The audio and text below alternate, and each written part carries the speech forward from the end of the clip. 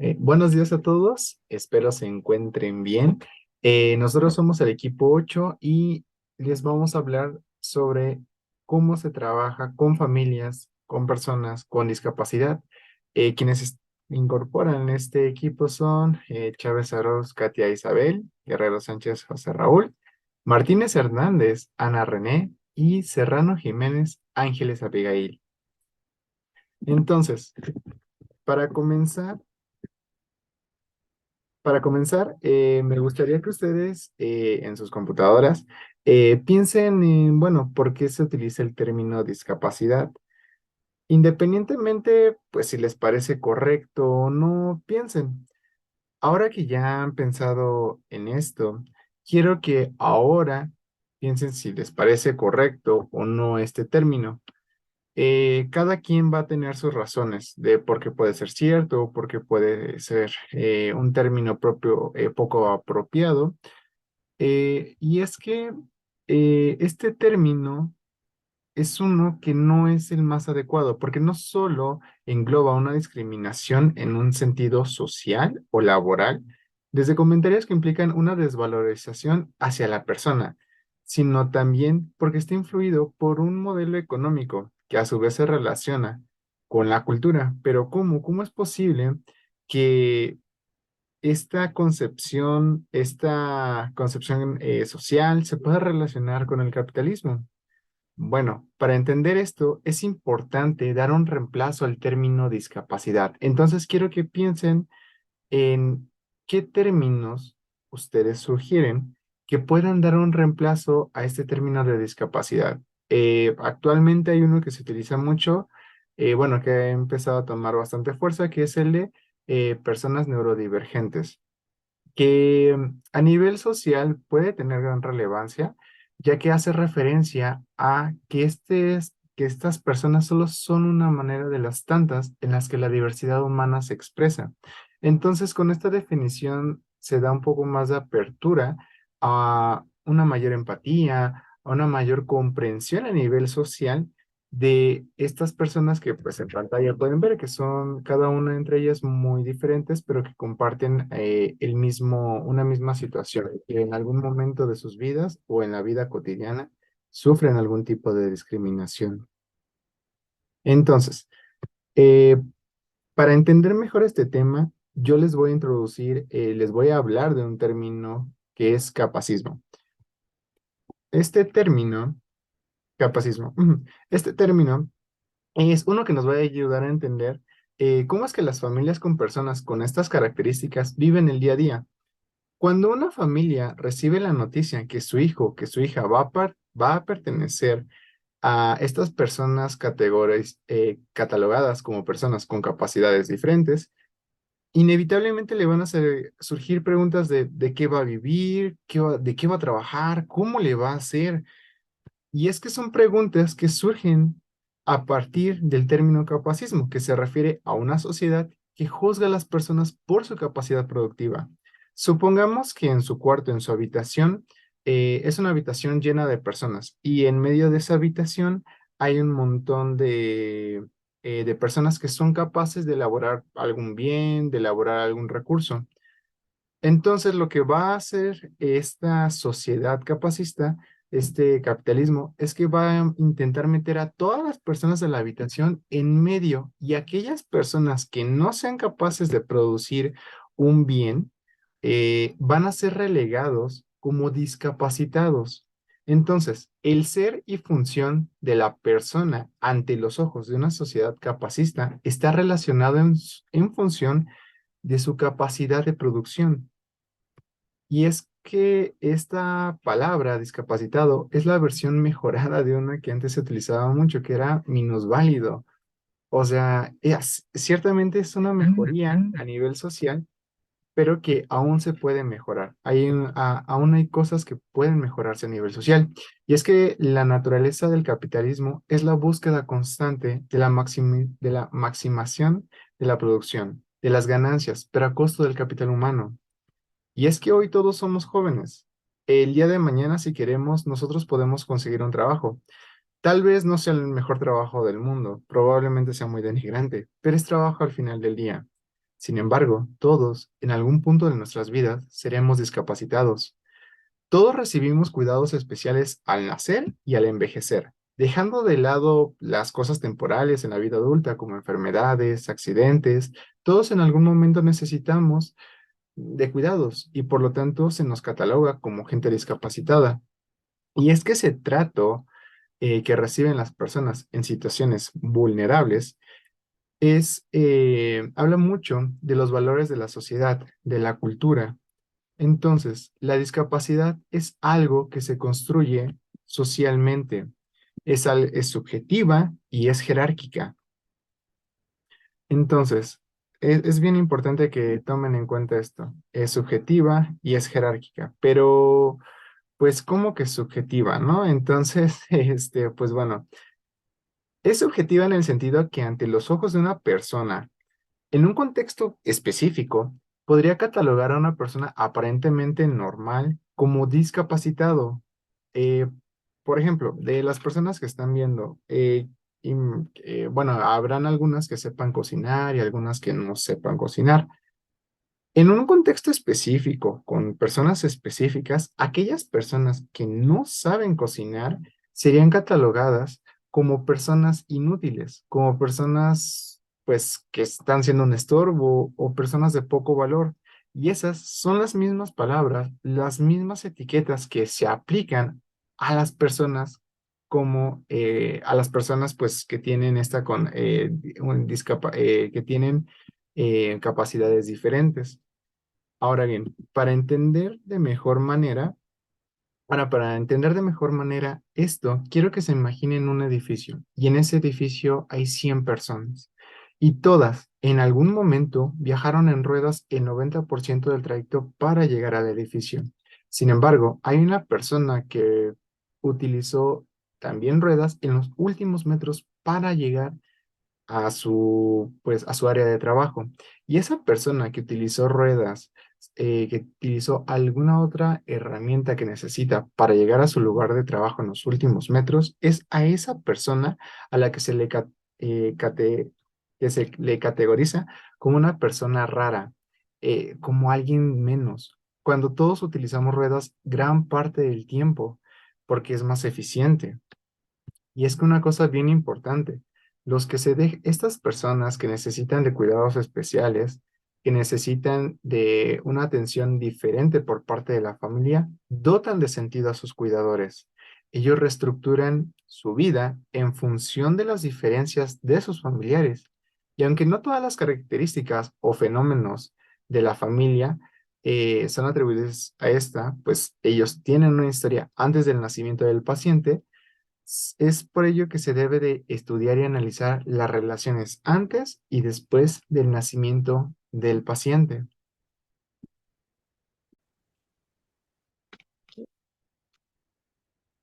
Bueno, variables que influyen en las familias con personas con discapacidad. Siguiente, por favor.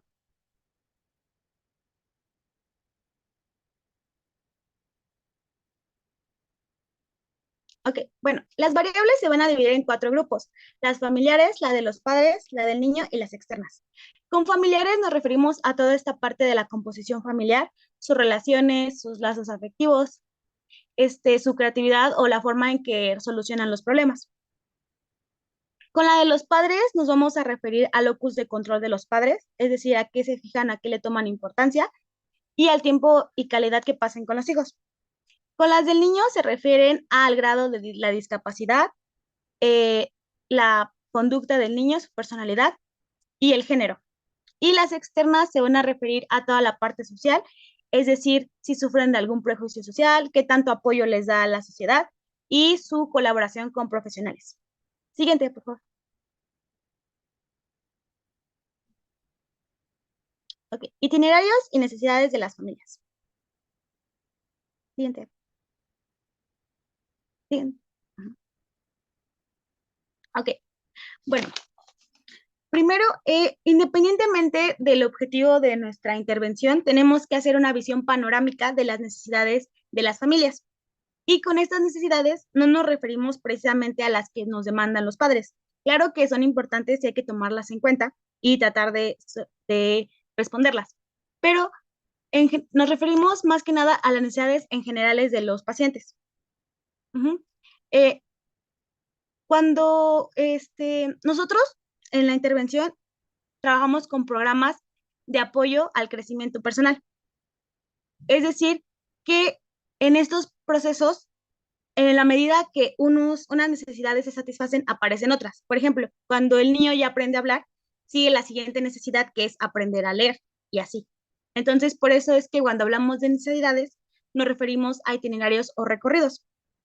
Nosotros precisamente vamos a hablar aquí de tres, que es en función de los padres, o sea, de lo recorrido de los padres. La primera es de la crisis a los afrontamientos, en función de la edad del hijo y la función participativa asociativa. Siguiente, por favor.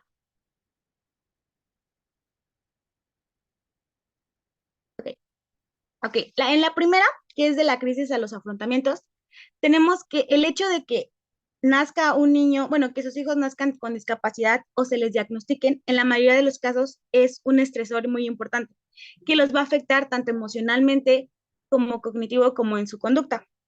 Y aquí es que aparece la primera necesidad, que es la del apoyo emocional. Aquí eh, realmente es muy difícil que este apoyo emocional los den los profesionales o incluso otros padres que tengan otros hijos con las situaciones similares. Más bien lo que se necesita es gente cercana y significativa que esté presente para ellos, alguien que tenga lazos afectivos con los padres.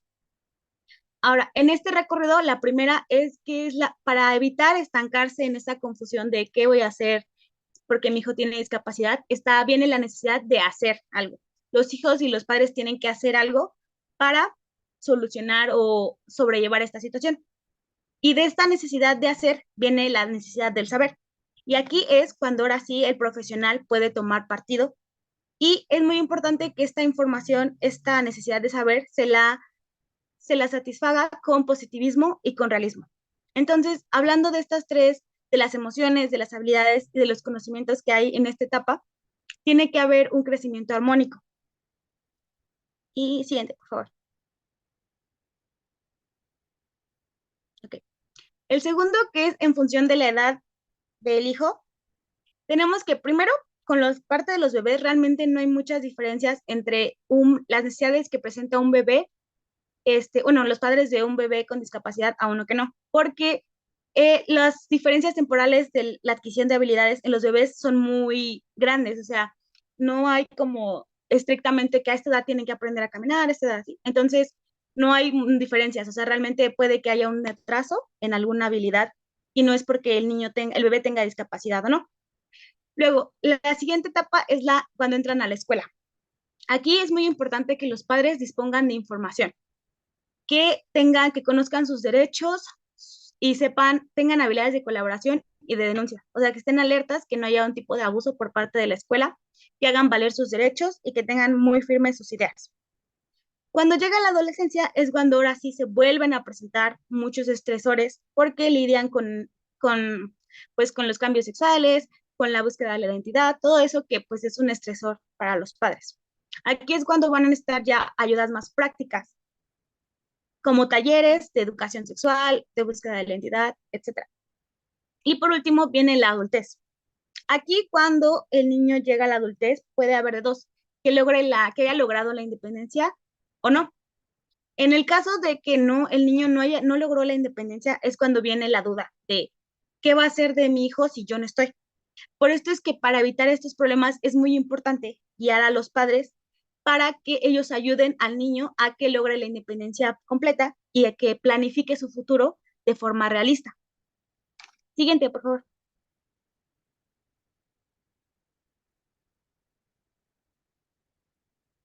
Okay. Y el último es en función de la participación asociativa. Aquí realmente es más como algo que sería lo ideal, no tanto como una necesidad, pero sí es importante, que es una exigencia vital y lógica el apoyo mutuo, el que estén involucrados con otras personas. Aquí, para que esto se haga posible, el primer paso es conocer la existencia de una asociación.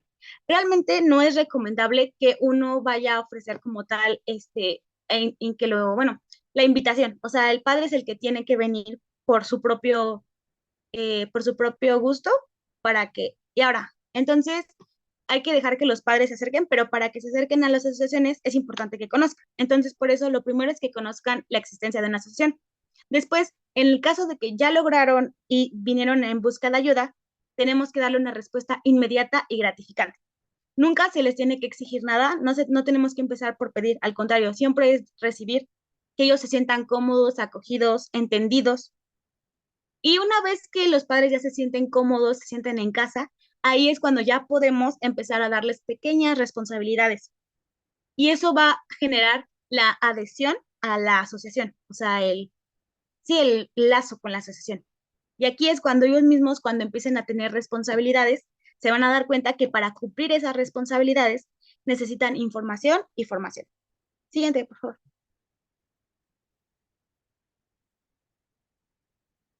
Ok. El movimiento asociativo como marco para la intervención. Siguiente, por favor. Ok. Aquí hay unas constantes en las asignaciones de los padres. Primero, es un hecho universal que los que más han luchado por los derechos de los hijos son las personas con hijos con discapacidad. Aquí, eh, aquí vamos a hablar como del inicio. Primero, que estos grupos de asociaciones de padres nacen con el fin de reunirse para apoyarse mutuamente. El segundo es que normalmente estos grupos se hacen porque buscan que esto beneficie a sus hijos de alguna manera. Y cuando buscan el beneficio de sus hijos es cuando viene la necesidad de crear servicios.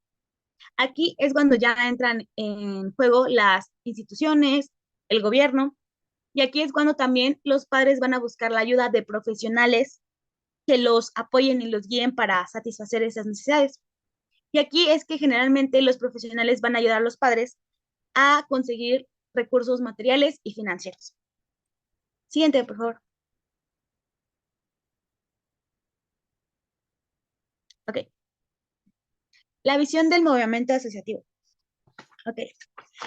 Tenemos que el movimiento asociativo es muy importante que haya el apoyo mutuo, es decir, que se hace esa relación de lazos afectivos en el que entre padres se apoyan, sí, o sea, si, no sé, si ella sabe de algún servicio y yo no, le doy la información, así. También la control del servicio, es decir, aquí es lo que les explicaba de que es importante que ellos estén conscientes, tengan sus ideas claras, sus derechos, y para que pues puedan controlar y sepan cómo funciona cada servicio, cada asociación y no se aprovechen de sus necesidades. Y por último, la intervención de la comunidad, que es básicamente para que se aumente esa ayuda hacia las personas, bueno, hacia los padres principalmente con hijos con discapacidad. Siguiente, por favor. Ok. Aquí eh, tenemos principalmente hay roles de cada uno, tanto de los padres como de los profesionales. Aquí hay que tener en claro primero que nadie puede sustituir al padre de familia o a la persona responsable. Un profesional no puede sustituir nunca a los padres y los padres no pueden sustituir a un profesional. Entonces hay que dejar eso en claro. Después, eh, es importante que aquí haya un régimen democrático entre los dos, o sea, que haya un acuerdo entre los padres y los profesionales. Y hay que considerar también que lo único que tiene, digamos, la voz para hablar de la discapacidad es el profesional. Pero también no hay que llegar a eso de que es que como usted no es padre. O sea, hay que entender y hay que hacerle entender a los padres que los profesionales están capacitados para atender las demandas. Ok, entonces, para concluir un poco esta parte, hay que entender que para que haya un mejor futuro para las personas con discapacidad, tenemos que tener una buena relación entre la colaboración de los padres y de los familiares. Y que sí, o sea, es una colaboración conjunta entre los dos para lograr ayudar al niño. El padre necesita del apoyo del profesional y el profesional necesita del apoyo de los padres para que se logre una mejora. Siguiente, por favor. Ok, ahora vamos a hablar de los tipos de intervención. El primer tipo de intervención es información. Y bueno, aquí el objetivo pues es conocer y estar al día sobre el funcionamiento de los recursos útiles para las personas con discapacidad. Aquí, para que esta información sea correcta, se tiene que sondear permanentemente las necesidades del colectivo, es decir, todo el tiempo estar así preguntando las necesidades del colectivo, haciendo pruebas, cuestionarios. Aquí es muy importante que esta información se dé con un lenguaje que esté al grado de la similitud de las personas, o sea, con un lenguaje que las personas se entiendan. Nunca tenemos que usar un lenguaje profesional. Y el segundo tipo es la orientación, que la orientación básicamente es la atención individualizada para ayudar a padres y familiares a la toma de decisiones y actuación como en todo lo que tenga que ver con la persona. Es decir, les damos una atención específica a cada persona para que ellos puedan ayudar a sus hijos. Es decir, les enseñamos a ayudar. Siguiente, por favor.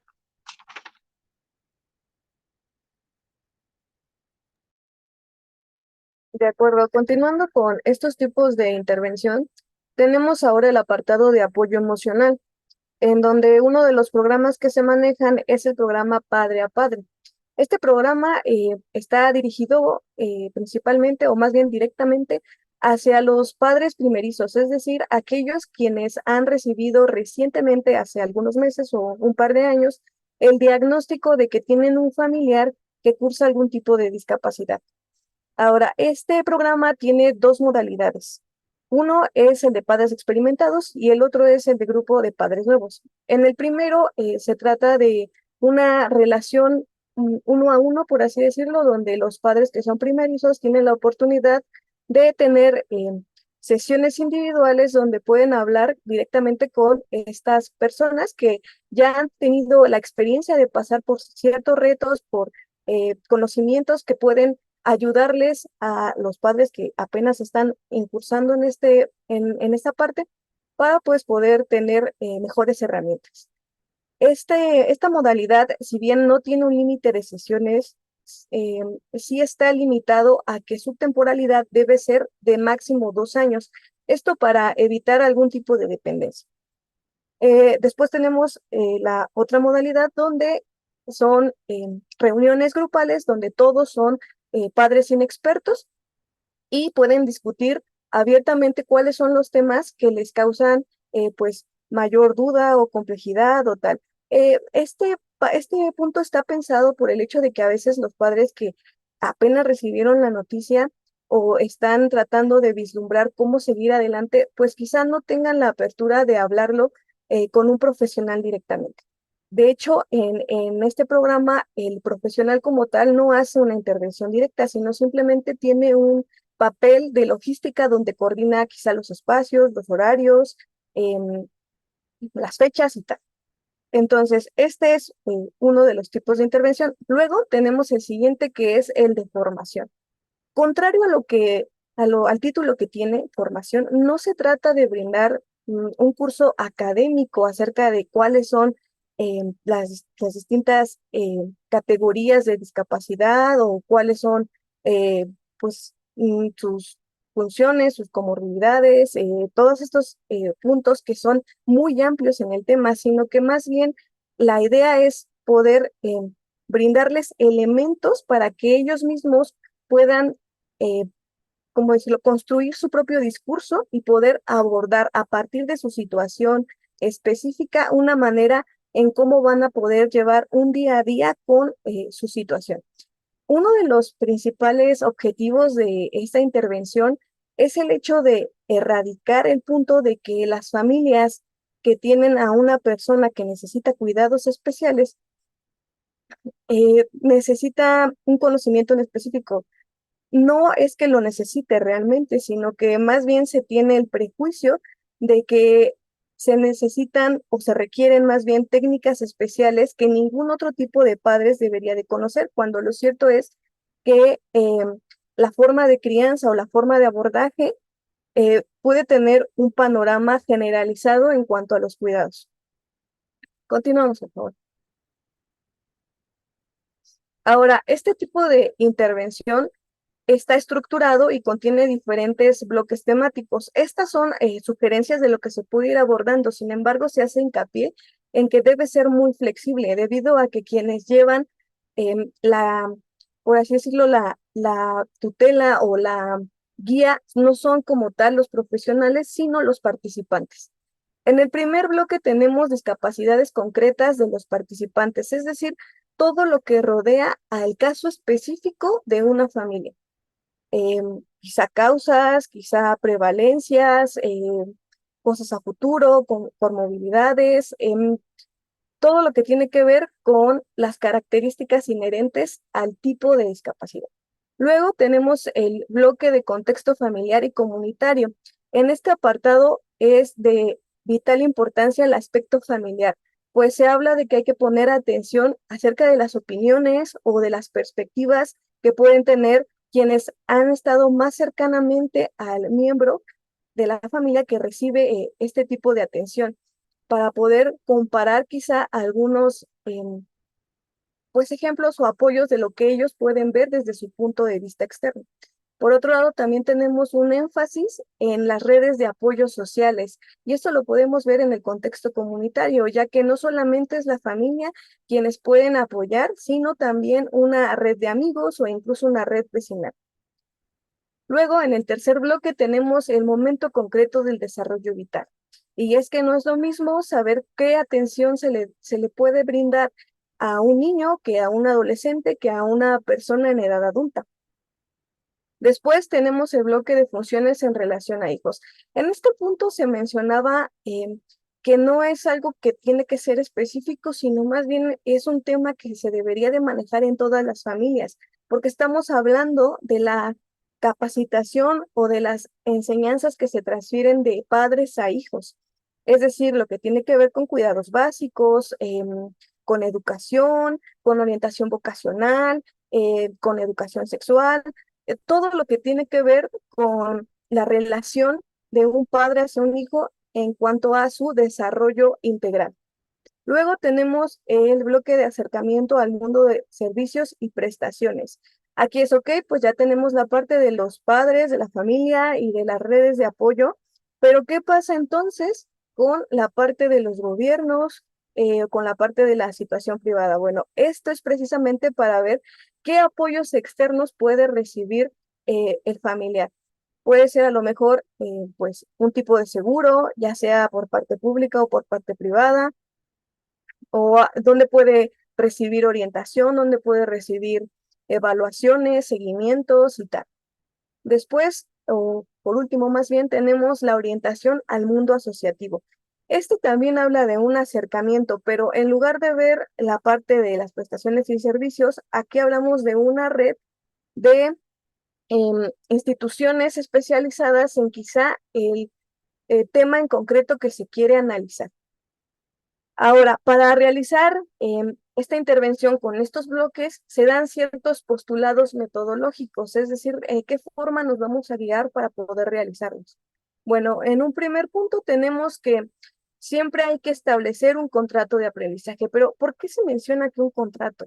Bueno, se menciona que es un contrato porque es importante establecer las reglas del juego, los lineamientos que se deben de seguir para que la relación entre el profesional y los participantes pueda llevarse de la mejor manera. De hecho, se insta a que estos mismos sean los que puedan, en conjunto con el profesional, crearlos para que haya un acuerdo mutuo. Después tenemos el punto de nadie forma a nadie. Y este, de hecho, es muy interesante porque se puede aplicar a la experiencia personal que hemos tenido. ¿Por qué? Porque a veces se puede pensar que por el tipo de investigación que hemos realizado, los diferentes artículos, las clases, las asesorías y tal, tenemos un nivel de conocimientos que nos puede guiar a poder llevar y dar justo al punto a lo que la persona requiere, cuando la realidad es que no. Estas personas llevan bastante más tiempo usando con este tipo de situación y tienen más información, y la búsqueda que ocupan no se limita a lo que alguien les puede dar. Aquí el punto es, en esta parte, hacer que el profesional no actúe como una persona con conocimientos que quiera imponer una forma o una estrategia, sino que más bien permita que sean los participantes quienes lleven su propio crecimiento. Luego tenemos la parte de formación centrada en los participantes y no en contenidos. Es muy probable que por el hecho de estar estudiando, formándonos, tengamos un montón de información en la cabeza o en este caso profesionalmente varias experiencias incluso, pero aún así el hecho de que una persona tenga algo en específico que quiera tratar no significa que el contenido teórico pueda dar una respuesta concreta, ya que cada familia es diferente y sus necesidades varían.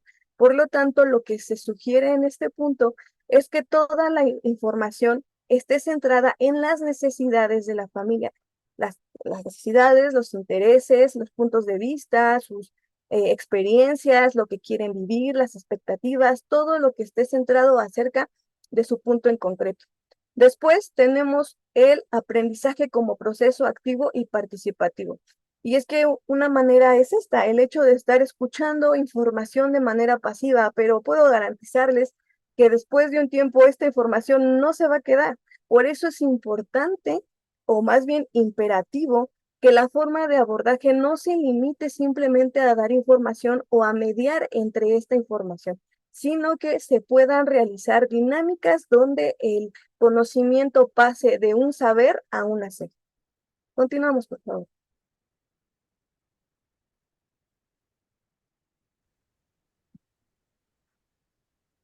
El siguiente tipo de intervención que tenemos es el de asesoría. Este está dirigido hacia las agrupaciones que ya están organizadas, es decir, a las diferentes asociaciones o federaciones que de alguna manera ya cuentan con una estructura y cierto tipo de experiencia. Es por esto que el papel del profesional es justamente ese, ser un asesor, es decir, brindar acompañamiento y guía solamente cuando se les sea necesitado. Debe de tener presente que las familias tienen el poder de crear sus propios estrategias para poder ir mejorando y teniendo un crecimiento progresivo. Un punto clave que ayudará a tener equilibrio en este apartado hacia los profesionales es el hecho de saber que los asesores no son los protagonistas de la película, sino son más bien artistas invitados, por lo que su papel es el de poder brindarle al personaje principal el apoyo necesario para que éste pueda hacer su papel protagónico. Después tenemos el tipo de intervención de promoción de la participación. ¿Han visto en los lugares públicos, de cualquier lugar de hecho, estos stands donde alguna persona ofrece servicios de internet y de cable? Bueno, pues algo similar es lo que hace el profesional en esta ocasión. Es decir, ya no llega a un lugar estructurado, sino más bien su misión es crear un grupo. Su misión es buscar el poder atraer a las personas para que pueda hacer un conjunto donde éstas puedan tener la participación. Es por eso que se menciona que hay que provocarlo.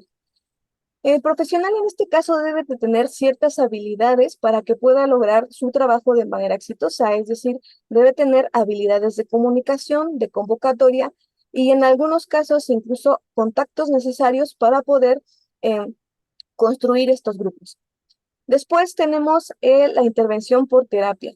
En este apartado se nos dan dos cosas importantes y una es la diferenciación en la terapia y es que una terapia familiar dirigida en este punto no es cualquier terapia a la que una persona llega buscando un tipo de ayuda sin tener en cuenta exactamente qué es lo que requiere.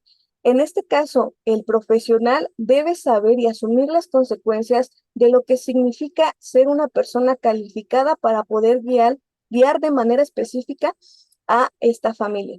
Es por eso que la mayoría de los profesionales durante la atención a las familias no son reconocidos como tal, como terapeutas. Ellos mismos no se denominan de esta manera. Y el segundo punto importante es el hecho de poder cambiar la perspectiva donde se cree generalmente que todas las familias que tienen un miembro con discapacidad necesitan algún tipo de atención terapéutica, lo cual no es así. Continuamos, por favor.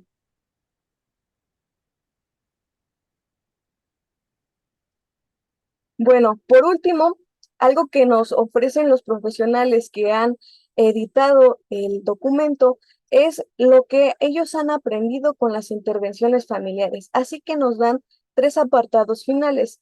que son las actitudes base, los obstáculos más comunes y las recomendaciones. Y para este punto, la facilidad que presentan estas pautas, lo dirigiremos de manera personal, es decir, estos podemos aplicarlos ahora que nosotros tenemos cierto tiempo de experiencia con usuarios. Primero tenemos las actitudes básicas. La primera que se presenta aquí es respetar a las personas y a las familias. Y esto no solamente significa el hecho de poder guiarse con respeto hacia la persona, sino también quiere decir el hecho de respetar que tiene una historia y por lo tanto como ser humano tiene derecho a la privacidad. ¿A qué voy con esto?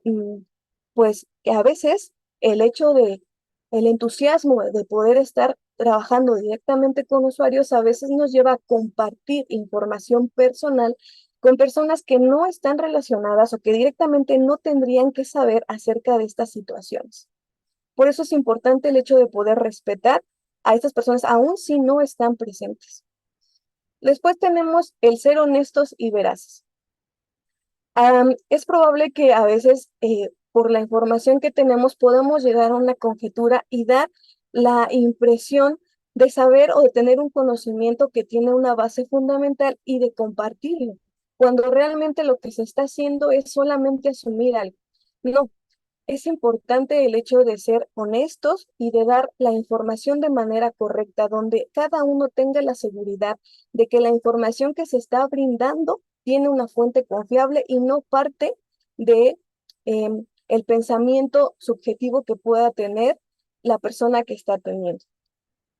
Y aquí tenemos otro punto que es el estar convencidos de que los padres son expertos en sus situaciones. Este punto es muy importante porque a veces por el tipo de conocimientos que vamos desarrollando, tenemos puntos de vista muy específicos, pero es muy poco el tiempo que hemos tenido para formarnos. Estas personas tienen muchísimo más tiempo teniendo esta situación y vivenciándola. Es por eso que es preferible guiarnos en las necesidades y en las pautas que nos van marcando. Ahora, el hecho de no hacerlo de esta manera puede llevarnos al primer obstáculo, es decir, el tener una excesiva seguridad en los conocimientos que tenemos. Recordemos que todos los conocimientos, primero, eh, pueden ser malinterpretados y segundo, pueden no estar aplicados a la situación en concreto, por lo que es importante el hecho de corroborar la información y cómo proceder con ella. Después tenemos las expectativas demasiado altas.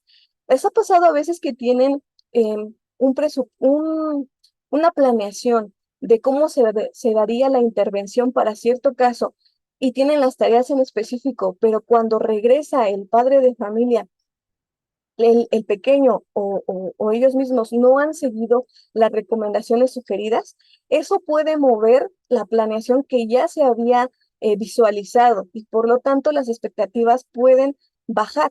Sin embargo, hay que tomar en cuenta que son personas que tienen sus propios puntos y sus propias formas de llevar las cosas. Y si nosotros como estudiantes a veces podemos procrastinar para terminar una tarea hasta el último punto, pues no podemos esperar que otras personas puedan retribuirnos de una manera contraria. Después tenemos las generalizaciones y los estereotipos. Aquí es importante saber que no por el hecho de que muchas experiencias o muchos usuarios lleguen con un mismo punto, eso quiere decir que todos cursan con las mismas características. Es decir, no porque un pequeño, su padre o madre llegue mencionando que hay problemas de comportamiento porque hace berrinches, eso no puede generalizarse y decir, es que probablemente el estilo de crianza de los padres es negligente o algo parecido. Es importante saber que el contexto varía. Y por último, en los obstáculos tenemos comentarios entre profesionales acerca de las familias. Este punto es importante porque no se habla de un momento en el que puedas compartir información con un par en donde quizá te pueda ayudar a ver una perspectiva más amplia de lo que buscas hacer, sino que el discurso que se maneja es despectivo, es decir, la forma en la que se refieren hacia las personas que se están atendiendo tienden a calificarlos de manera negativa e incluso a veces denigrante. Así que es importante saber que, como en el punto anterior, estas personas merecen respeto. Y esto nos lleva, por último, a las recomendaciones. El primero de ellos es utilizar un lenguaje sencillo y cotidiano y saber que las personas en general no manejan los mismos conceptos que nosotros estamos manejando. Las personas en general no van a saber qué significan comorbilidades, qué es un reforzador positivo o qué es la teoría de la mente o cuáles son los diferentes enfoques que en los que se puede abordar una situación. Otro punto que es muy, muy importante es el no temer decir que no sabemos algo. El saber decir no sé es indispensable porque eso nos permitirá no caer en un error de dar una información que sea negativa o más bien que sea equivocada. Es válido decir que no se tiene el conocimiento de algo y posteriormente mencionar que se va a investigar para abordarlo de la mejor manera. Es mejor decir eso porque pues se verá una visualización de la persona en que realmente eh, quien está llevando el caso o la atención tiene un compromiso. Y por último tenemos el punto de no pretender saber más que los padres acerca de sus hijos. No importa cuánto tiempo pasemos con los pequeños, ese tiempo es muy limitado y no tiene nada que ver a comparación de quienes los han criado. Así que es importante saber el punto de vista cuando el padre de familia esté aportando una información valiosa. Continuamos, por favor.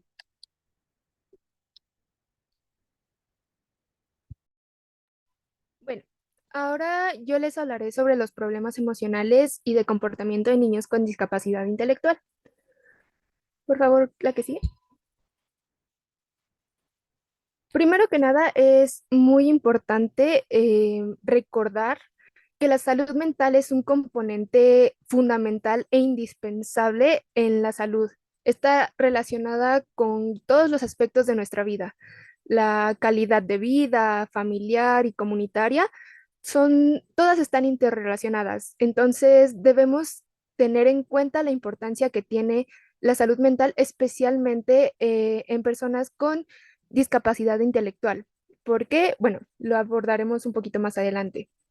Este, el estudio de las características que tiene la prevalencia de trastornos emocionales en personas con discapacidad intelectual es necesaria para tener nuevas formas de tratamiento y que éstas sean eficaces, primero que nada, pero también para conocer sus características y tener un marco de prevención para que estos no escalen, por decirlo de alguna manera. También el desarrollo de los sistemas de atención de salud, ya sea en adolescentes, niños o adultos, con el avance se ha visto en emplear el denominado enfoque de riesgo. Esto pues va a abarcar los factores de riesgo, que son las características detectables de un individuo que ya sea en familia, grupo o comunidad, que se señalan como una mayor probabilidad de sufrir un daño. También tenemos a la vulnerabilidad, que esta pues se va a caracterizar por ser un estado en permanente cambio y debe ser valorada teniendo en cuenta factores protectores generales y específicos, también factores de riesgo generales y específicos, tanto como las conductas de riesgo.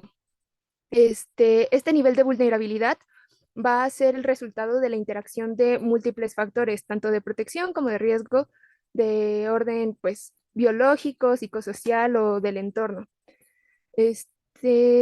Bueno, en la discapacidad intelectual, los factores protectores generales serían, por ejemplo, contar con los adecuados apoyos individuales y tener amigos con buenos vínculos, por ejemplo, o tener una red de apoyo familiar estable. El factor de riesgo general podría ser, por ejemplo, ser partícipe de violencia intrafamiliar o la deserción escolar también.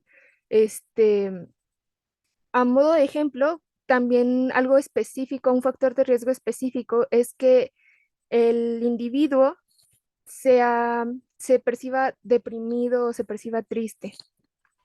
La que sigue, por favor.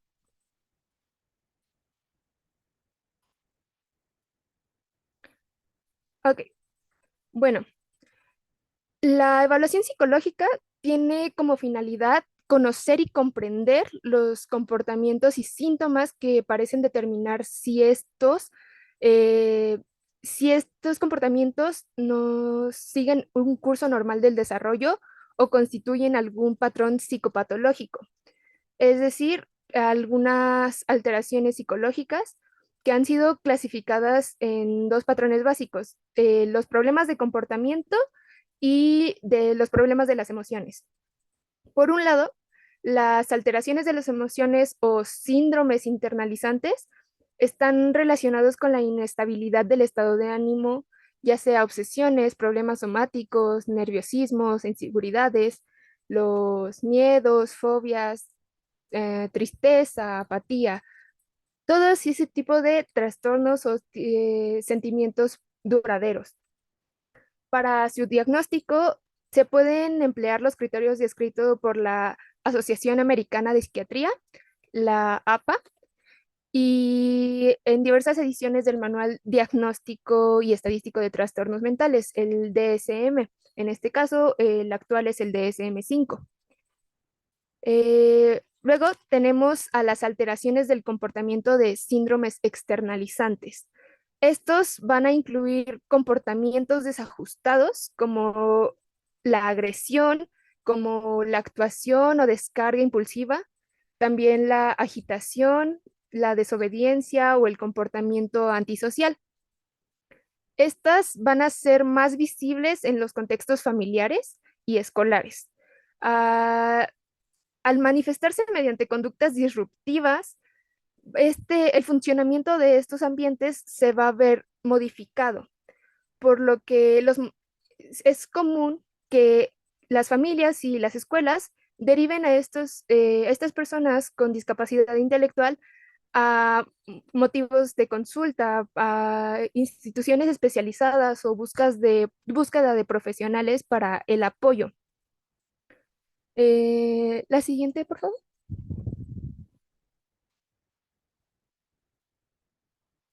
Ok, ahora vamos a abordar un poquito más en qué es la discapacidad intelectual. Esta, pues, hace referencia a las limitaciones significativas, tanto en el funcionamiento intelectual como en la conducta adaptativa que se origina antes de los 18 años y alude a una evaluación integrada del funcionamiento del sujeto en el momento actual. Pues, estas limitaciones de conducta adaptativa afectan tanto la vida diaria como la habilidad para responder a los cambios en la vida y las demandas ambientales. Estos trastornos mentales o alteraciones de conducta pueden afectar a todos los niños y adolescentes, tengan una discapacidad intelectual o no.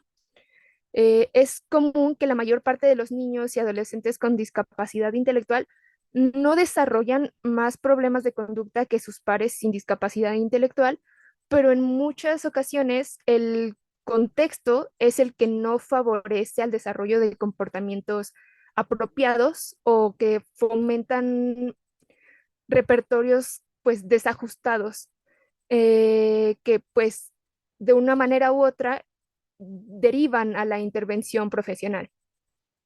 Lo que parece evidente es que un elevado número de casos permanecen sin diagnóstico. Es decir, se encuentran en extremas dificultades para identificar los problemas de salud mental, dado que en la mayoría de las ocasiones, pues, se mostrarán conductas desafiantes o alteraciones de la conducta, ya sean externalizantes o internalizantes. La que sigue, por favor.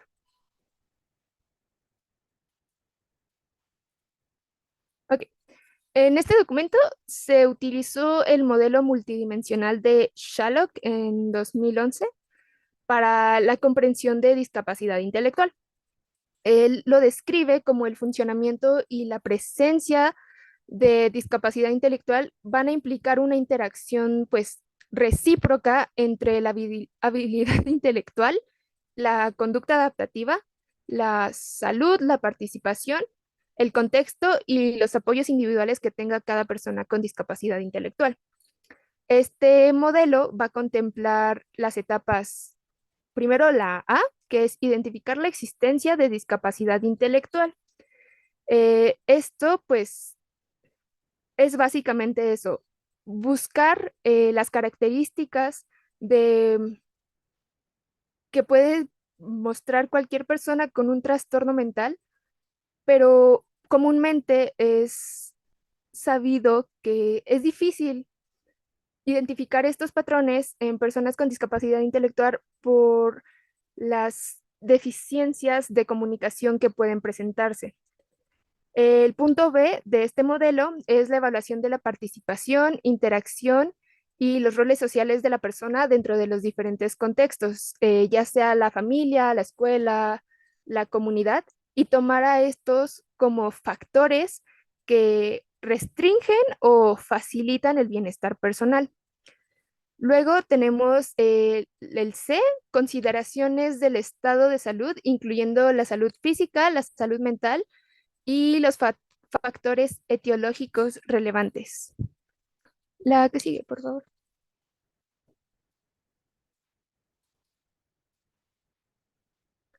Ok. Ahora vamos a hablar de la prevalencia de estos trastornos psicológicos en la discapacidad intelectual. Es común que los sujetos con discapacidad intelectual, perdón, son más proclives a desarrollar problemas graves de conducta o enfermedades mentales que aquellos que no presentan discapacidad intelectual, debido a sus dificultades para procesar la información, los problemas orgánicos, las dificultades sensoriales o los factores culturales y familiares. Los posibles factores que influyen en la presencia, bueno, sí, los posibles factores que influyen en la presencia de estos problemas de comportamiento son las lesiones del sistema nervioso central, que su pobre desarrollo pues contribuye a que aumente la probabilidad de comportarse impulsivamente bajo condiciones extremas de provocación. Luego tenemos la presencia de otros trastornos asociados con la discapacidad intelectual, como puede ser la epilepsia, los desórdenes sensoriales, las dificultades motrices, la parálisis cerebral, los trastornos del lenguaje, y pues estos básicamente lo único que hacen es aumentar las dificultades de comunicación para detectar estos trastornos psicológicos. Luego tenemos las limitaciones en habilidades cognitivas. Estos pues disminuyen la probabilidad de que los niños con discapacidad intelectual puedan superar de forma asertiva las fuentes de estrés. Y es por eso que reaccionan con agresividad o con enojo, porque no saben cómo eh, procesar una situación estresante. Am, la presencia de uno u otro tipo de problemas de comportamientos emocionales va a estar relacionada con el nivel de discapacidad que tenga el sujeto. Muchas investigaciones con niños sin discapacidad intelectual y con problemas de comportamiento demuestran que a medida que el desarrollo avanza, estos problemas pues disminuyen o incluso desaparecen. Pero en los niños que tienen discapacidad intelectual suelen permanecer en muchos estadios posteriores, en muchas etapas de la vida posteriores. Así que el llanto, la agresividad van a ser una forma de comunicación incluso. A medida que el niño crece, pues él sustituye este llanto, este enojo de forma de comunicación con pues comportamientos más asertivos para expresar lo que necesita. Pero los niños con discapacidad intelectual no, no pueden hacer eso, no tienen la habilidad de hacer eso. La que sigue, por favor.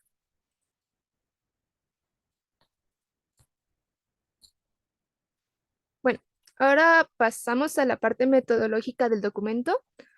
Los participantes, basado en el objetivo de este documento, fueron 41 niños con discapacidad intelectual entre moderada y grave que estuvieran en un rango de edad de 6 y 11 años. También se tomó cuenta como una variable dependiente el nivel socioeconómico. Los instrumentos que se utilizaron fueron el Child Behavior Checklist o CBCL y una encuesta sociodemográfica hecha por los autores del estudio. El diseño y el procedimiento, pues, fue un estudio descriptivo, no experimental, de tipo transversal, que hizo una recolección de datos en instituciones terapéuticas y se hizo la encuesta sociodemográfica con con un mínimo de 40 minutos. Eh, la que sigue, por favor.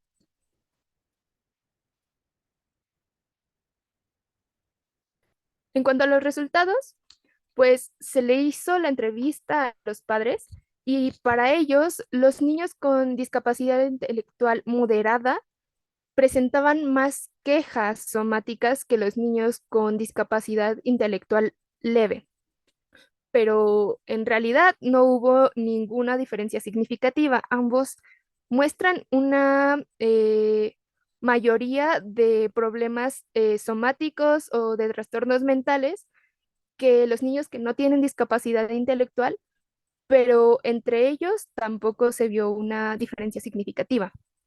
El- También en otros resultados, las personas, bueno, los niños con discapacidad intelectual moderada tuvieron mayor presencia de problemas internalizantes. Es decir, tuvieron más casos de ansiedad, más casos de estrés que casos de agresión o casos de eh, violencia, por decirlo de alguna manera. Por otro lado, pues no se encontraron diferencias estadísticas entre los grupos de niños con discapacidad intelectual según la relación que tuviera con el contexto socioeconómico. Eh, es decir, el nivel socioeconómico, aunque sí cambia la forma en la que se relaciona la familia con el niño, no hubo como una diferencia en si afecta o no el que derive a trastornos emocionales. La que sigue, por favor.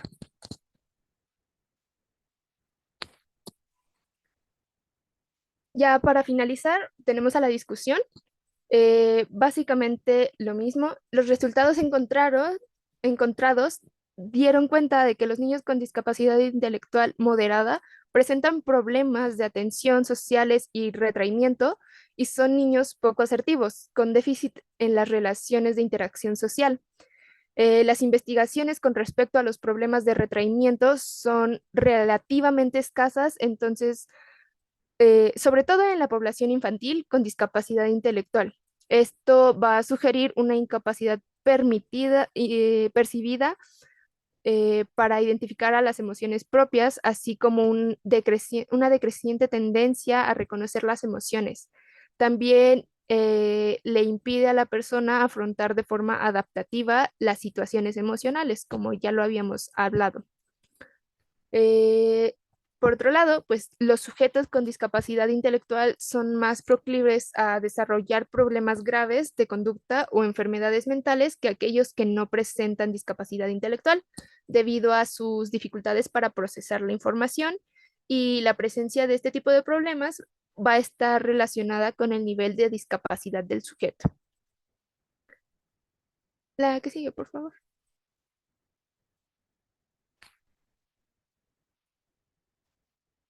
Bueno, eso fue todo por nuestro equipo.